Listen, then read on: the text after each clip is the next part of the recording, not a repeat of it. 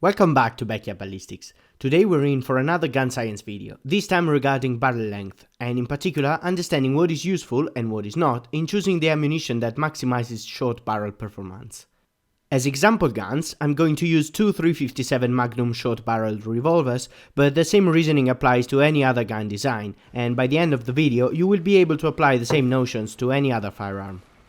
For our experiments, I'm going to use this nice Smith & Wesson Model 27-2 from the 70s, which has a 3.5-inch barrel, and a Kimber K6S with a 2-inch barrel.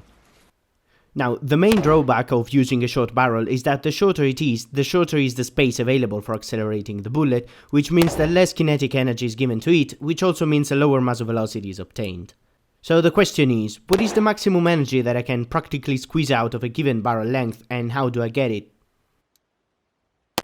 The first thing that I can think of is increasing the maximum pressure of the load, but I will soon reach a point where the barrel will fail. In practice, the maximum allowed peak pressure never goes beyond about 4000 bars for rifles, give or take, while handguns typically work in the 1000 to 3000 bar range. And here comes today's riddle.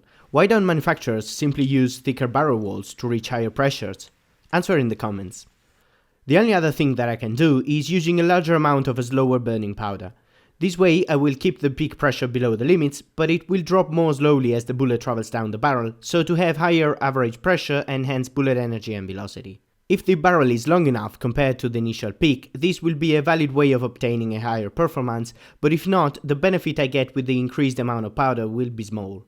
And this is all the theory that we needed. Let's see how this translates in practice with the revolvers. I'm going to chrono some full power 357 loads with a 158 grain bullet like those most commonly sold out of the 3.5-inch barreled Model 27. The average that I got is about 360 meters per second, which corresponds to 660 joules of energy. Now these loads were using 15 grains of a relatively slow burning powder. Let's now chrono some of my handloads, which were using only 9 grains of a faster burning powder and a lighter 125 grain bullet. The velocity obtained is about 392 meters per second, corresponding to 620 joules. I just obtained, in practice, what we saw on the graph. Two loads having similar peak pressure, but one, the full load, using a larger amount of a slower burning powder. This would keep the pressure high for a longer bullet travel, but since my barrel is relatively short, there is no room for such an improvement, and the kinetic energy generated by the two loads is very similar. The reason why I picked a slightly lighter bullet is only because with the shorter 2-inch barrel I didn't want the bullet to go too slow, but energy-wise this doesn't make any difference, provided the propellant burning rate is adjusted to reach the same maximum pressure with the same 9 grain amount. There is no point in using a larger case capacity if the barrel is not long enough to let the additional propellant make the difference. This is why, out of a 16-inch barrel, a 300 Winchester Magnum would have a muzzle energy close to that of the smaller 308 Winchester cartridge. This means that I would be using a heavier, bulkier and more expensive ammunition and action without getting a significant benefit. And even if the caliber cannot be chosen, like in the case of my revolvers, I can still get benefits by not using overly powerful loads. A larger amount of gases, which don't have enough space to expand, will indeed cause a larger and brighter muzzle blast and also contribute to the overall recoil momentum, with both these factors rendering the firearm less comfortable to shoot. If we go down to the 2-inch barreled Kimber revolver, the results are even more obvious. The full power loads are generating 490 joules of energy, while my loads are at about 465, just 25 joules short of the full power, but with 9 grains of powder instead of 15 and a very similar peak pressure.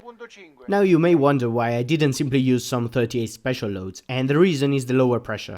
Here I am measuring some 158 grain 38 special commercial loads out of the 2-inch revolver, and the average velocity is of only 245 meters per second, corresponding to 307 joules.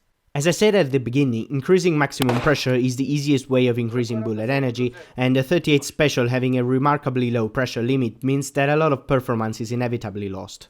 Of course, if performance is not important, for example in target shooting, lower pressure loads can always be used. And yes, target shooting can in fact be done with short barrel firearms, it just requires more practice. For example, this is a group I got at 25 meters with the Smith & Wesson I used for the video and the 125 grain bullets. Since I am far from being a sharpshooter, I was resting my arms on the bench and the revolver was not zeroed in correctly, but I can't complain about the group size. The reduced weight and moment of inertia of these shorter guns tend, however, to worsen the effects of trigger pulling errors, so getting a similar sized group free-handed would require a trained shooter, but it's definitely possible. So in conclusion, let's recap what we've learned. First, every caliber, with its maximum operating pressure and case capacity, has its optimal barrel length range. If you use a shorter barrel, you are essentially wasting powder.